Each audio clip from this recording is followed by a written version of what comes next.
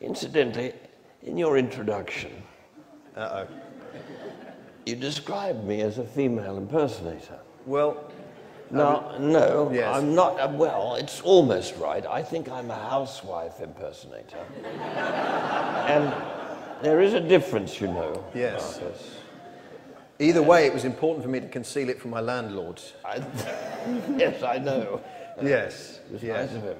Yeah, it was. It was. But also, I mean, I think I managed to impersonate this Australian woman without, and this is where good taste comes in, without in any way producing a figure who is sexually arousing.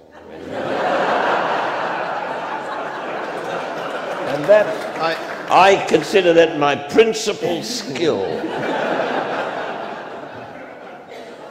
Edna has never, to my knowledge, received a fan letter from a randy gentleman or lady. You never know. That's not bad, is it? You never know. But the first incarnation of, in case, by the way, anyone doesn't know who we're talking about at this stage, the first incarnation was, I think, when you were at university, wasn't it, in 1955, Mrs. Norm Everage. Mm. And did you have any idea at that stage what you stumbled upon? Not at all. This was the year before the Olympic Games came to Melbourne. This was a major event in our city. And remember, Melbourne pretended to be in the home counties. It was, in the 1880s, along with Buenos Aires, the richest city in the world because of the discovery of gold. It is still a wonderful museum of Victorian architecture, like Glasgow and Calcutta. But we got the Olympics, and it was a great worry to the people, the councillors, because they thought people are going to come from all over the world to Melbourne. What will they think if they see these Victorian buildings? They'll think we're out of date.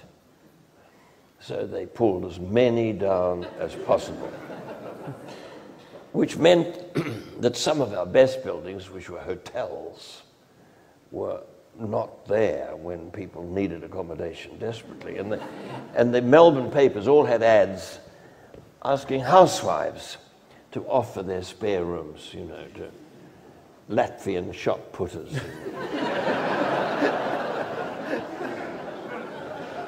So we were doing a Christmas show, and I wrote a sketch about a Melbourne woman who came from a suburb called Moonee Ponds, which is a real suburb.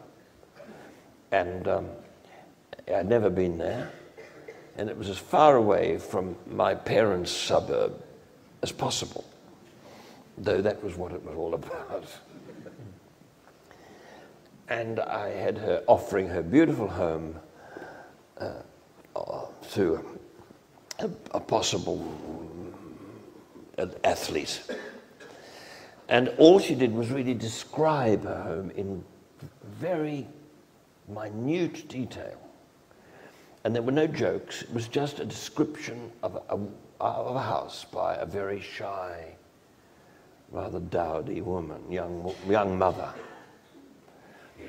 And it got an extraordinary reaction from the audience, and I realized I'd hit a sort of vein of humor. Mm. It's a nice feeling, you know it. Yes. And after that, I just put this character in a box and forgot about her until I developed a sort of an evening of various characters that I'd written, and I opened the box, and out she came, but a little different, a little more confident, a little more decorative.